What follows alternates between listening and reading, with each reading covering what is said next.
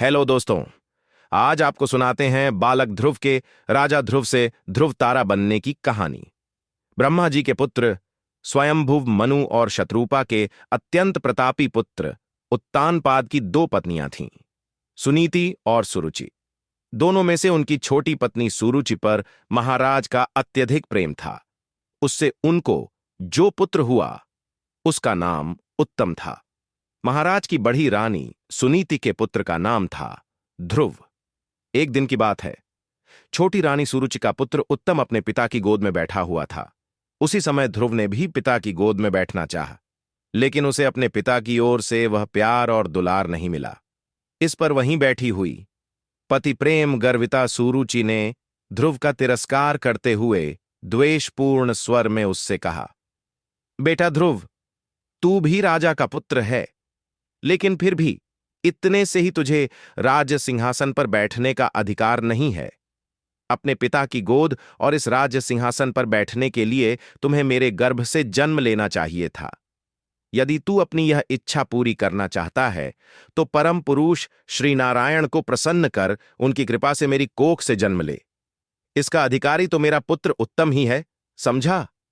उस समय पिता के प्यार दुलार से वंचित बालक ध्रुव सुरुचि की कटु वचन सुनकर तिलमिला उठे। क्रोध और दुख से उनके होंठ कांपने लगे, उनकी आंखों में आंसू भर आए। रोते हुए वे अपनी मां के पास पहुंचे। सुरुचि द्वारा किए गए अपने पुत्र के अपमान से व्यथित अपने प्राण प्रिय पुत्र ध्रुव को सुबुकियां भरते देखकर माता सुनीति का हृदय दुख से भर गया। उनकी आंखों से भी झरझर आंसू बहने लगे। वे ध्रुव को अपनी गोद में बैठाकर उसके सिर पर हाथ फेरते हुए समझाने लगीं, पुत्र, तू व्याकुल मत हो, रोना छोड़ दें। इस पृथ्वी पर जन्म लेने पर पूर्व जन्म के शुभ अशुभ कर्मों के फल ही सुख दुख के रूप में इस जन्म में प्राप्त होते हैं। पूर्व जन्म के पुण्य कर्मों के कारण ही सुरुचि में तुम्हारे पिता का अधिक प्रेम है, और पुण्य रहित होने के कारण ही मैं केवल उनकी भार्या यानी भरण करने योग्य हूं। इसी प्रकार उत्तम भी अपने पूर्व के शुभ कर्मों के कारण पिता का प्यार दुलार पा रहा है, और तू मंदभाग्य होने के कारण ही उस सुख से वंचित है। कुछ क्षण रूक कर आंसू पोंछते हुए माता सुनीति ने कहा, बेटा, तू सुशील, पुण्यात्मा और प्राणिमात्र का शुभचिंतक बन। इससे समस्त संपत्तियां और ऐश्वर्य सुलभ होते हैं। एक बात सुरुचि ने तुझसे सौतेली मां होकर भी अत्यंत उत्तम कही है कि ईश्वर या द्वेष छोड़कर तू श्री भगवान विष्णु की आराधना आरंभ कर दे। तुम्हारे प्रपितामह ब्रह्मा जी उन्हीं परम पुरुष की आराधना से ब्रह्मा हुए, और तुम्हारे पितामह स्वयंभुव मनु उन्हीं पर ब्रह्म प्रभु की बड़ी बड़ी दक्षिणाओं वाले यज्ञों के द्वारा अनन्य भाव से आराधना कर अत्यंत दुर्लभ लौकिक अलौकिक सुख प्राप्त कर सके थे। तुम भी उन्हीं कमल दल लोचन श्रीहरि की शरण ग्रहण करो। उनके अतिरिक्त महान दुखों से त्राण देने वाला अन्य कोई नहीं है। मां, मुझे आज्ञा दो। ध्रुव ने अपनी माता के चरणों पर अपना मस्तक रखकर प्रार्थना की। निश्चय ही मैं अब परम पुरुष परमात्मा से अप्राप्य वस्तु प्राप्त करूंगा। तू बस प्रसन्न मन से मुझे आशीष दे। मेरे तन मन और प्राण की सारी आशीष तेरे लिए है पुत्र। आंखों से बहते आंसू पोंछती हुई माता सुनीति ने अधीर होकर कहा, पर पुत्र, अभी तू निरा बालक है। तेरी आयु गृह त्याग के लिए उपयुक्त नहीं। तू घर में ही रहकर दान धर्म आदि पुण्य कर्म से क्षीर सागरवासी महाविष्णु की प्रीतिपूर्वक उपासना कर। समय पर प्रभु प्राप्ति के लिए गृह त्याग भी कर लेना। अभी तो कहीं जाने की बात सोचना भी उचित नहीं है।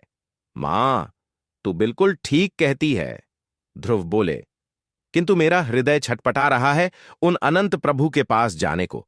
अब एक क्षण का विलंब भी मुझसे सहन नहीं हो रहा। मुझे राज सिंहासन नहीं चाहिए। मैं अलभ्य लाभ के लिए करुणामय स्वामी के चरणों में अवश्य जाऊंगा। तू मुझ पर दया कर आज्ञा दे दें। सर्वंतर्यामी, सर्वसमर्थ, करुणालय तुम्हारा कल्याण करें। माता सुनीति बोली, बेटा, मैं तुम्हें भगवान श्री विष्णु की आराधना से नहीं रोकती। यदि मैं ऐसी चेष्टा करूं तो मेरी जीभ के सैकड़ों टुकड़े होकर गिर पड़े, क्योंकि श्री भगवान की आराधना से संपूर्ण असंभव भी संभव हो जाता है। माता सुनीति ने ध्रुव की दृढ़ निष्ठा देखकर नील कमलों की माला पहनाकर उसे अपनी गोद में ले लिया और उसके सिर पर हाथ फेरकर अनुमति देते हुए कहा, बेटा, जा, कण कण में व्याप्त श्री हरि तुम्हारा मंगल करें, तू उनकी कृपा प्राप्त करें। माता सुनीति की आंखों से आंसू बह रहे थे और दृढ़ निश्चयी ध्रुव अपने पिता के नगर से निकल पड़े। प्रभु की ओर अग्रसर होने वाले भक्तों को देवर्षि नारद जी का सहयोग और उनकी सहायता तत्काल सुलभ होती है। थोड़ा सा भी अपना मान भंग न सह सकने वाले नन्हे से क्षत्रिय बालक को परम पुरुष परमेश्वर की आराधना का निश्चय कर वनगमन करते देख देवर्षि तत्काल वहां पहुंच गए। उन्होंने ध्रुव के मस्तक पर अपना पापनाशक मंगलमय हाथ फेरते हुए स्नेह भरे स्वर में कहा, पुत्र, तुम्हारी आयु बहुत छोटी है और परब्रह्म परमात्मा की प्राप्ति अत्यंत दुष्कर है। योगींद्र मुनीन्द्र तथा देवताओं को भी उनका दर्शन बड़ी कठिनता से प्राप्त होता है। इसलिए तुम अपनी जन्मदायिनी जननी की आज्ञा मानकर घर लौट जाओ। वहां योगाभ्यास एवं शुभ कर्मों के द्वारा संतोषजनक जीवन व्यतीत करो। बड़े होने पर प्रभु प्राप्ति के लिए तप करना। अभी जाओ। ब्राह्मण, आपका उपदेश बड़ा सुंदर है। अत्यंत विनयपूर्वक ध्रुव ने देवऋषि से निवेदन किया, मैं क्षत्रिय कुल में उत्पन्न बालक हूं। माता सुरुचि की कटु वाणी मेरे हृदय में टूटी हुई बरछी के नोक की भांति चुभ रही है। मैं त्रैलोक्य दुर्लभ पद की प्राप्ति के लिए प्रतिबद्ध हूं। मेरे पूर्वजों ने जो नहीं पाया है वह श्रेष्ठ पद मुझे अभीष्ट है। आप जगत सृजक ब्रह्मा के पवित्र पुत्र हैं और जगत के मंगल के लिए वीणा बजाते, हरिगुण गाते तीनों लोकों में मैं विचरण किया करते हैं। आप मुझ पर भी दया करें और उन सुर नर मुनिवंदित परब्रह्म परमात्मा की प्राप्ति का मार्ग बताइए। आपके श्री चरण कमलों में मेरी यही प्रार्थना है। पुत्र, तुम्हारी माता सुनीति ने जो तुम्हें मार्ग बताया है वही भगवान वासुदेव की प्राप्ति का एकमात्र उपाय है। ध्रुव की बातों से अत्यंत प्रसन्न होकर देवर्षि नारद ने अत्यंत प्यार से ध्रुव को बताया, पुत्र, तुम्हारा कल्याण होगा। अब तुम श्री यमुना जी के तटवर्ती परम पवित्र मधुवन में जाओ। वहां श्री हरि का नित्य निवास है। वहां कालिंदी के निर्मल जल में त्रिकाल स्नान कर नित्य कर्मों से निवृत्त हो। आसन बिछाकर बैठना और प्राणायाम के द्वारा इंद्रियों के दोषों को दूर कर मन से परम पुरुष परमात्मा का इस प्रकार ध्यान करना, वे दया समुद्र नव जलधर वपु मंद मंद मुस्कुरा रहे हैं। उनके श्री अंगों से आनंद और प्रेम सुधा की वर्षा हो रही है। उन भुवन मोहन प्रभु की नासिका, भौहें, कपोल, अधर पल्लव, दंत पंक्तियां सभी परम सुंदर और दिव्य हैं। उनके वक्ष पर श्री वत्स का चिन्ह है। उनके कंबुकंठ में अत्यंत सुगंधित वनमाला पड़ी हुई है और उससे दिव्याति दिव्य मधुर सुगंध निकल रही है। उस सुगंध से हमारे तन मन प्राण आनंद सिंधु में सराबोर होते जा रहे हैं। उनकी 4 भुजाएं हैं जिनमें शंख, चक्र, गदा और पद्म सुशोभित हैं। श्री अंगों पर किरीट, कुंडल, केयूर और कर्ण आदि आभूषण सुशोभित हैं। परम दिव्य श्यामल घनतुल्य मंगलमय श्री विग्रह पर पीतांबर अत्यंत शोभा पा रहा है। कटि प्रदेश में सुवर्ण की करधनी सुशोभित है जिससे अद्भुत प्रकाश छिटक रहा है।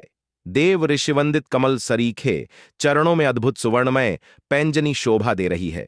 मानस पूजा करने वाले भक्तों के हृदय रूपी कमल की कर्णिका पर वे भक्तवत्सल प्रभु अपने नखमणि मंडित मनोहर पादार विंदों को स्थापित कर विराजते हैं। वे प्रभु हमारी ओर अत्यंत कृपापूर्ण दृष्टि से निहार रहे हैं, मंद मंद हंस रहे हैं। इस प्रकार श्री भगवान का ध्यान करते रहने से मन उनकी सौंदर्य सुधा में डूब जाता है। देवऋषि नारद ने अत्यंत कृपापूर्वक ध्रुव को आगे बताया, ऊ नमो भगवते वासुदेवाय। यह भगवान वासुदेव का परम पवित्र एवं परम गुण मंत्र है। इसका ध्यान के साथ जप चलता रहे। जल, पुष्प, पुष्पमाला, मूल और फला आदि सभी सामग्रियां और तुलसी आदि प्रभु पूजा के जिन जिन उपचारों का विधान किया गया है उन्हें मंत्र मूर्ति वासुदेव को इस द्वादशाक्षर मंत्र से ही अर्पित करना। देवर्षि नारद के इस उपदेश को ध्यानपूर्वक सुनने के बाद सुनीति कुमार ध्रुव ने उनकी परिक्रमा कर उनके चरणों में प्रणाम किया।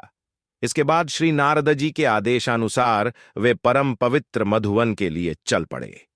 विष्णु पुराण में आता है, कि उत्तानपादनंदन ध्रुव अपनी माता सुनीति से विदा होकर जब नगर के बाहर उपवन में पहुंचे तो वहां उन्होंने पहले से ही 7 कृष्ण मृग चर्म के आसनों पर बैठे सप्तऋषियों को देखकर उनके चरणों में अत्यंत श्रद्धापूर्वक प्रणाम किया।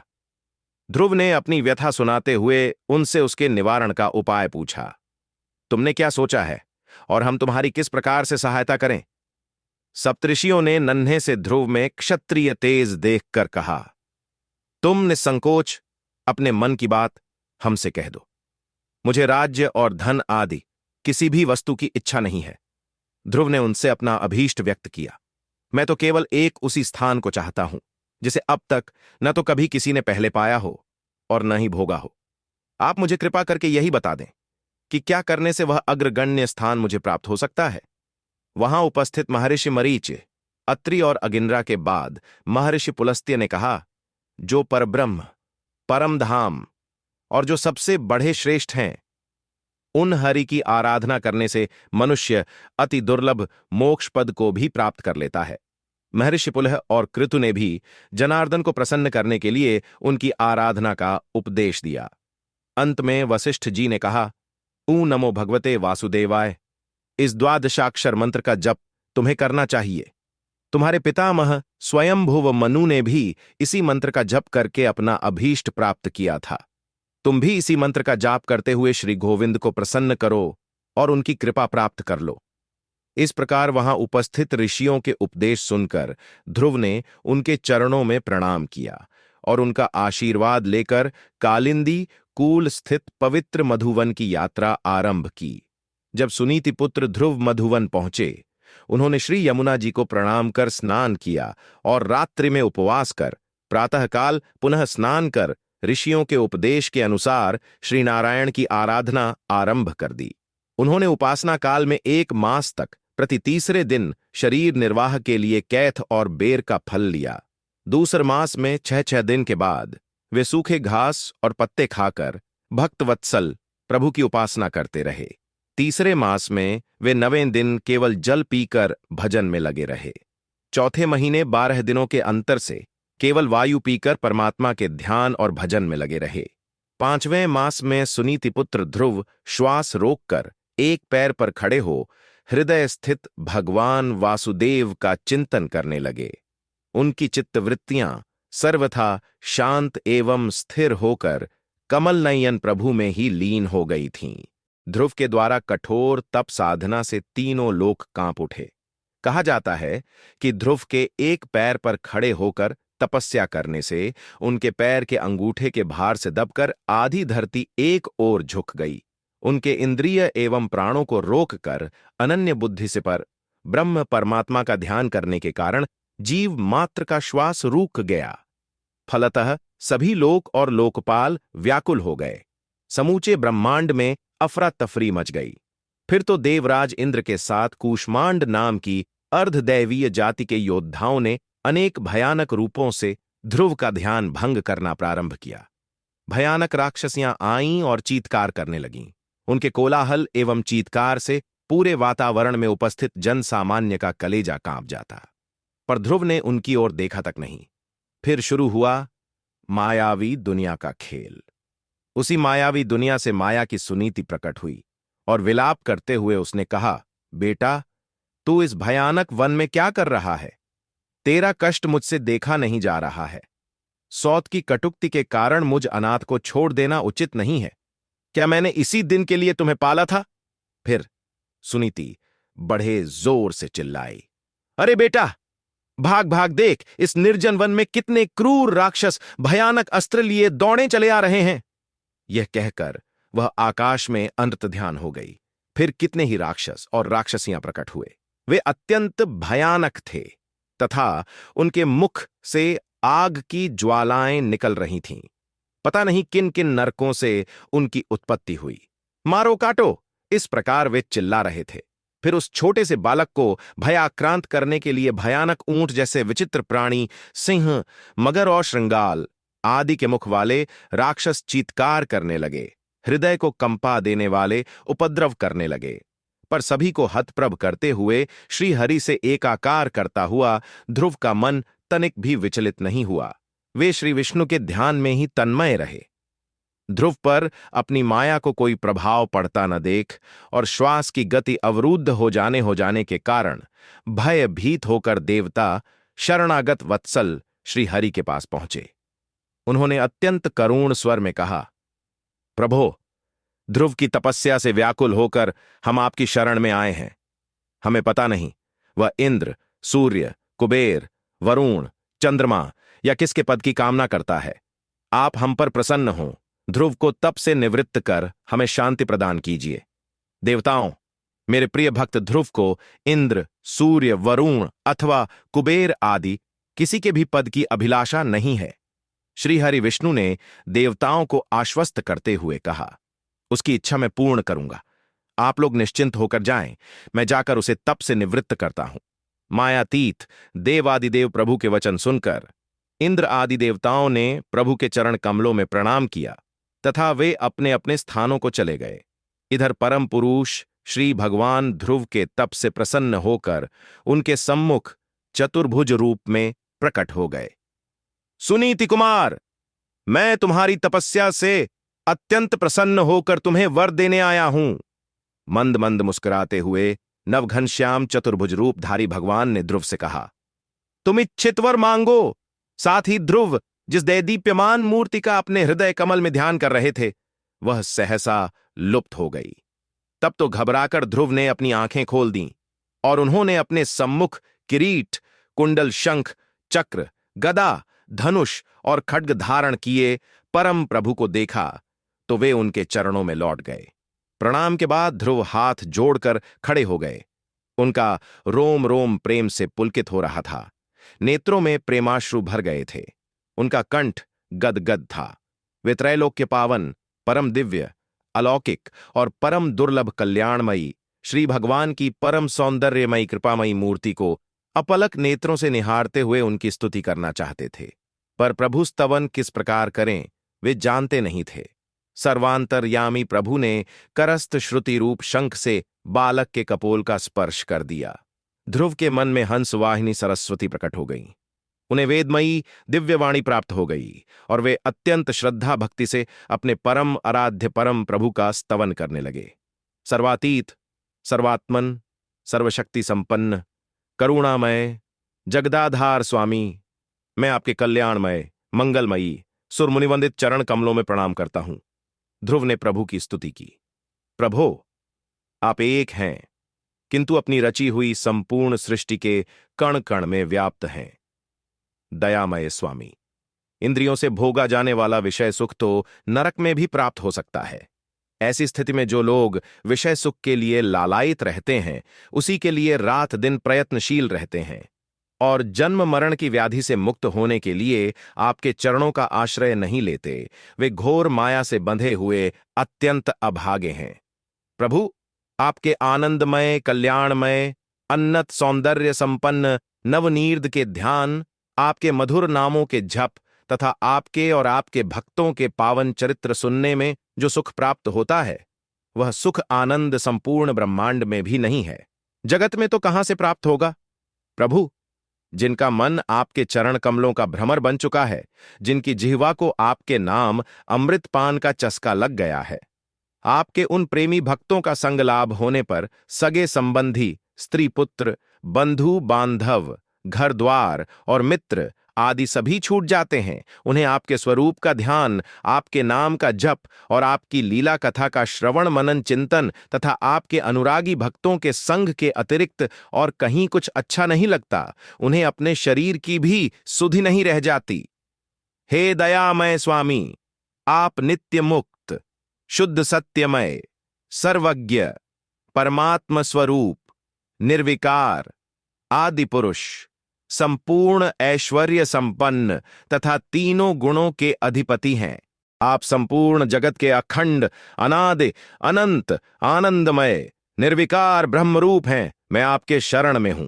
परमानंद मूर्ति प्रभो, मेरे भजन का सच्चा फल आपके चरण कमलों की प्राप्ति है और वे देव दुर्लभ, त्रिलोक्य पूज्य परम पावन चरण कमल मुझे प्राप्त हो चुके हैं।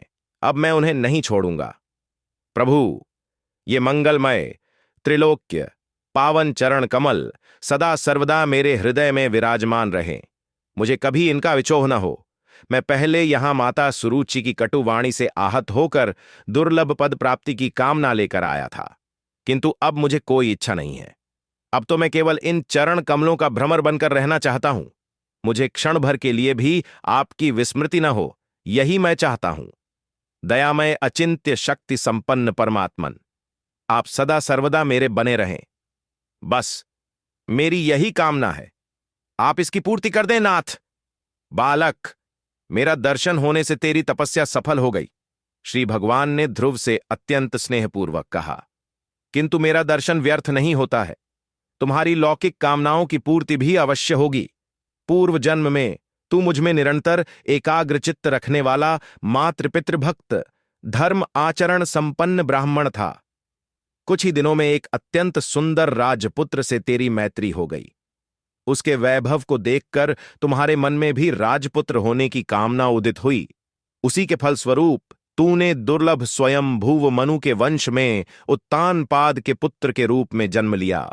अब अपनी आराधना के फलस्वरूप मैं तुझे त्रैलोक्य दुर्लभ सर्वोत्कृष्ट ध्रुव अर्थात निश्चल पद दे रहा हूं, जो सूर्य चंद्र मंगल बुध बृहस्पति शुक्र और शनि आदि ग्रहों, सभी नक्षत्रों, सप्तर्षियों और संपूर्ण विमानचारी देवगणों से ऊपर है। साथ ही तुझे एक कल्प तक की स्थिति दे रहा हूं। तेरी माता सुनीति भी प्रज्वलित तारे के रूप में तेरे समीप ही एक विमान पर उतने ही दिनों तक रहेगी। देवासुर संग्राम के बाद देवताओं के घमंड को चूर चूर करने वाले परब्रह्म परमेश्वर प्रातः सायं तेरा गुणगान करने वाले भी पुण्य के भागी होंगे। श्री भगवान विष्णु ने ध्रुव से आगे कहा, तपाश्चरण के लिए अपने पिता के वन में जाने के बाद तू राज्य का उत्तराधिकारी होगा और अनेक बड़ी बड़ी दक्षिणाओं वाले यज्ञ करते हुए 36,000 वर्ष तक पृथ्वी का शासन करेगा। और फिर अंत में तू संपूर्ण लोकों द्वारा वंदनीय, अत्यंत दुर्लभ और परम सुखद मेरे धाम में पहुंच जाएगा, जहां जाकर फिर इस जगत में कोई लौट कर नहीं आता।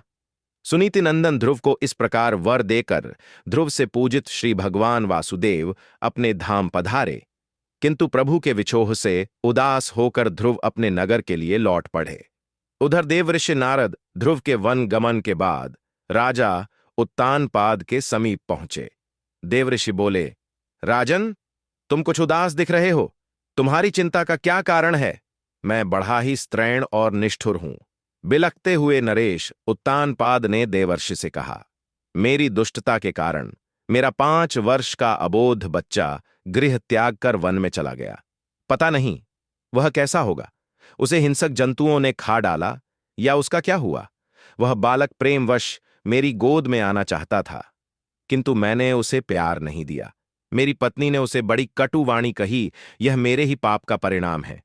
पर अब मेरा हृदय अधीर और अशांत है, मेरे दुख की कोई सीमा नहीं है। मैं क्या करूं, कहां जाऊं, कुछ समझ में नहीं आता। ध्रुव के रक्षक सर्वसमर्थ हरि हैं, तुम उसकी चिंता मत करो। श्री नारद जी ने उत्तानपाद को आश्वस्त किया। वह बालक देव दुर्लभ पद प्राप्त कर सकुशल लौट आएगा, अत्यंत यशस्वी होगा ध्रुव। यह कहकर श्री नारद जी चले गए। पर राजा उत्तानपाद निरंतर पुत्र की चिंता में ही घुलने लगे। राजकार्य में उनका मन नहीं लग रहा था। उन्हें उनके कर्मों का बहुत पछतावा हो रहा था। दुर्लभ मणि सम्मुख रहने पर भी मैं कांच ले बैठा। ध्रुव का मन अत्यंत दुखी और उदास था। भगवान के सानिध्य के स्थान पर मैंने दुर्लभ पद ले लिया। मैं बड़ा ही मूढ़ और अभागा हूं। इस प्रकार सोचते और अपने आराध्य का स्मरण करते हुए वे अपनी राजधानी के समीप पहुंचे। कुमार ध्रुव नगर के समीप तक आ गए हैं, ऐसा संदेश मिलने पर राजा उत्तानपाद को सहसा विश्वास नहीं हुआ, पर देवऋषि नारद के वचनों का स्मरण कर वे अत्यंत हर्षित हो गए। उन्होंने इस सुखद संदेश लाने वाले को अपनी गर्दन में पढ़ा बहुमूल्य हार उतार कर दे दिया। नगर द्वार चौराहे सब सज उठे, मांगलिक वाद्य यंत्र बजने लगे। प्रजा की प्रसन्नता की सीमा नहीं थी। राजा उत्तानपाद, ध्रुव की मां सुनीति तथा सुरुचि पुत्र का मुंह देखने के लिए अधीर हो रहे थे। राजा उत्तानपाद ब्राह्मणों, वंश के वृद्ध मंत्रियों और बंधुजनों को साथ ले स्वर्ण जड़ित रथ पर आरूढ़ होकर नगर के बाहर पहुंचे। उनके आगे आगे शंख, दुंदुभि आदि वाद्य यंत्र बज रहे थे। सुनीति और सुरुचि उत्तम के साथ पालकियों पर बैठकर वहां पहुंची। उपवन के समीप पहुंचते ही महाराज उत्तानपाद ने ध्रुव को देखा और तुरंत रथ से उतर पड़े। उन्होंने अपने बच्चे ध्रुव को सीने से लगा लिया। उनके नेत्र बरस पड़े और सांस जोर से चलने लगी। राजा बार बार अपने बिछड़े पुत्र के सिर पर हाथ फेर रहे थे। उनके आंसू थम ही नहीं रहे थे। ध्रुव ने पिता के चरणों पर अपना सिर रख दिया। चिरंजीवी रहो। ध्रुव ने माता सुरुचि के चरणों पर सिर रखा तो स्नेहवश उन्होंने भी आशीर्वाद दिया। जिस पर भगवान कृपा करते हैं उस पर सबकी कृपा स्वतः उमड़ पड़ती है। ध्रुव अपने छोटे भाई उत्तम से गले मिले और जब अपनी माता सुनीति के चरणों पर उन्होंने सिर रखा तब उनकी विचित्र दशा हो गई। बिछुड़े हुए बछड़े को पाकर जिस प्रकार गाय की प्रसन्नता की सीमा नहीं रहती, उसी प्रकार उन्होंने अपने प्यारे बच्चे को वक्ष से लगाया तो सब कुछ भूल गई। उन्हें अपने तन और प्राण की भी सुधि नहीं रही। उनके नेत्रों से आंसू बहने लगे। आपने निश्चय ही विश्ववंद्य हरि की उपासना की है। नगरवासियों ने महारानी की प्रशंसा करते हुए कहा, जो आपका खोया हुआ लाल लौट कर आ गया। श्री हरि की आराधना करने वाले तो दुर्जय मृत्यु पर भी विजय प्राप्त कर लेते हैं। ध्रुव के दर्शन से लोगों के नेत्र तृप्त नहीं हो रहे थे। उनके प्रति सभी अपना स्नेह व्यक्त कर रहे थे। उसी समय महाराज उत्तानपाद ध्रुव के साथ उत्तम को भी हाथी पर बैठाकर राजधानी में प्रवेश करने के लिए निकल पड़े। मार्ग खूब सजाया गया था और ध्रुव पर प्रजा परिजन पुष्पमाला एवं मांगलिक द्रव्यों की वर्षा कर रहे थे। इस प्रकार ध्रुव राजभवन में पहुंचे। देवऋषि नारद के कथनानुसार महाराज उत्तानपाद ध्रुव का भक्तिपरायण अत्यंत तेजस्वी जीवन देखकर मन ही मन आश्चर्यचकित हो रहे थे। ध्रुव की तरुणाई एवं उन पर प्रजा की प्रीति तथा अपनी वृद्धावस्था देखकर महाराज उत्तानपाद उन्हें राज्य का सिंहासन देकर स्वयं तपस्या के लिए वन में चले गए। पृथ्वी के सम्राट ध्रुव का शासन कैसा रहा होगा, यह सहज ही सोचा जा सकता है। परम भगवत भक्त नरेश के राज्य में प्रायः बड़े बड़े यज्ञ हुआ करते थे। सर्वत्र सुख शांति का अखंड साम्राज्य था। सत्य, दया, उपकार, त्याग, तप सर्वत्र दिखते थे। सर्वत्र श्री भगवान का पूजन, भजन और कीर्तन होता था। मिथ्याचार एवं दुराचार की प्रजा के मन में कल्पना भी नहीं थी। परम प्रतापी वैष्णव नरेश ध्रुव के 36,000 वर्षों के दीर्घकाल व्यापी शासन में युद्ध का कहीं कोई अवसर नहीं आया। लेकिन एक बार उनका छोटा भाई उत्तम हिंसक पशुओं के शिकार के व्यसन के कारण वन में गया। वहां एक बलवान यक्ष ने उसे मार डाला। ममतामयी मां सुरुचि कुछ लोगों के साथ उसे ढूंढने गई, पर वहां आग लग जाने के कारण वह उसमें जलकर भस्म हो गई। इस समाचार से आहत और कुपित होकर ध्रुव एक विशिष्ट रथ पर सवार होकर यक्षों के देश में जा पहुंचे। वहां यक्षों ने पृथ्वी के सम्राट का अभिनंदन करना तो दूर, अपने मायावी शस्त्रों सहित वे ध्रुव पर टूट पड़े। यद्यपि वे ध्रुव की बाण वर्षा से व्याकुल हो गए, फिर भी वहां भांति भांति के विचित्र रूप वाले यक्षों की संख्या अत्यधिक थी। यक्षों ने क्रोधित होकर एक ही साथ ध्रुव पर इतने परिघ, वज्र, प्रास, त्रिशूल, फरसे, शक्ति, रिश्ती तथा चित्र विचित्र तकनीकी वाले भीषण संहारक अस्त्रों शस्त्रों की वर्षा की, जिससे कि ध्रुव उन शस्त्रों से ढक गए। यह दृश्य देखकर अंतरिक्ष स्थित सिद्धगण व्याकुल हो गए। यक्षगण अपनी विजय का अनुमान कर हर्षोन्माद से गर्जन करने लगे। किंतु कुछ ही देर बाद ध्रुव उस शस्त्र समूह से इस प्रकार बाहर निकल आए जैसे कोहरे को भेद कर भगवान सूर्य प्रकट होते हैं। फिर ध्रुव ने यक्षों पर इतने तीक्ष्ण तीरों की वर्षा की जिससे यक्षों के अंग प्रत्यंग कटकर सर्वत्र बिखर गए। बचे खुचे यक्ष प्राण बचाकर भागने लगे। रणभूमि यक्षों से रहित हो गई, परंतु कुछ ही देर बाद यक्षों ने एक भयानक माया रची। आकाश में काले बादल घिर आए और बिजली चमकने लगी। उनसे रक्त, कफ, पीब एवं विष्ठा की वर्षा होने लगी। ध्रुव को अपनी ओर अनेक हिंसक व्याघ्रादि जंतु गर्जन करते दौड़कर आते हुए दिखाई दिए। उन यक्षों की कांपाने वाली माया को देखकर ऋषियों ने वहां आकर महाराज ध्रुव को शुभ आशीर्वाद प्रदान किया। उत्तान पाद नंदन ध्रुव, शरणागत भय भंजन शंखपाणि भगवान नारायण तुम्हारे शत्रुओं का संहार करें। ऋषियों का वचन सुनकर ध्रुव जी ने आचमन कर स्वयं श्री नारायण द्वारा निर्मित नारायणास्त्र को अपने धनुष पर चढ़ाकर छोड़ दिया। फिर तो यक्षों की सारी माया क्षण मात्र में ही नष्ट हो गई और वे कट कट कर गिरने लगे। यक्षों ने कुपित होकर पुनः अपने शस्त्र संभाले, पर ध्रुव के अस्त्रों से वे गाजर मूली की भांति कटने लगे। असंख्य यक्षों को तड़प तड़प कर मृत्यु के मुख में जाते देखकर ध्रुव के पितामह स्वयं भुव मनु का हृदय द्रवित हो गया। उन्होंने तुरंत वहां आकर ध्रुव से कहा, बेटा बस करो, क्रोध नरक का द्वार है। तुम्हारी अपने भाई के प्रति प्रीति थी, यह ठीक है, पर एक यक्ष के कारण इतने निर्दोष यक्षों का संहार हमारे कुल की रीति नहीं है, यह उचित नहीं है। स्वयंभुव मनु ने अपने पौत्र ध्रुव को सीख दी। इस जड़ शरीर को ही आत्मा मानकर इसके लिए पशुओं की भांति प्राणियों की हिंसा करना, यह भगवत सेवा परायण साधुजनों का मार्ग नहीं है। सर्वात्मा श्रीहरि तो अपने से बड़े पुरुषों के प्रति सहनशीलता, छोटों के प्रति दया, बराबर वालों के साथ मित्रता तथा समस्त जीवों के साथ समता का बर्ताव करने से ही प्रसन्न होते हैं। बेटा, तुम्हारे भाई को मारने वाले ये यक्ष नहीं है, क्योंकि प्राणी के जन्म मृत्यु का कारण तो परमात्मा है। तुम क्रोध को शांत करो, क्योंकि यह कल्याण मार्ग का शत्रु है। क्रोध के वशीभूत हुए पुरुष से सभी लोगों को बड़ा भय होता है। इसलिए जो बुद्धिमान पुरुष ऐसा चाहता है कि मुझसे किसी भी प्राणी को भय न हो और मुझे भी किसी से भय न हो, उसे क्रोध के वश में कभी नहीं होना चाहिए। पुत्र, यक्षों के इतने संहार से तुमसे कुबेर का अपराध बन गया है, तुम उन्हें यथाशीघ्र संतुष्ट कर लो। भगवान तुम्हारा मंगल करें। ध्रुव ने बड़ी श्रद्धा से अपने पितामह मनु के चरणों में प्रणाम किया। इसके बाद मनुजी महर्षियों के साथ वापस लौट गए। ध्रुव भी अपने राज्य वापस लौट आए। समयावधि पूर्ण होने पर राजा ध्रुव भगवान विष्णु के कहे अनुसार संपूर्ण ब्रह्मांड में सप्त ऋषियों और अपनी माता सुनीति के साथ ध्रुव तारा बनकर प्रकाशमान हो गए। अगर आपको यह वीडियो पसंद आए तो प्लीज लाइक कर चैनल को सब्सक्राइब करें। धन्यवाद।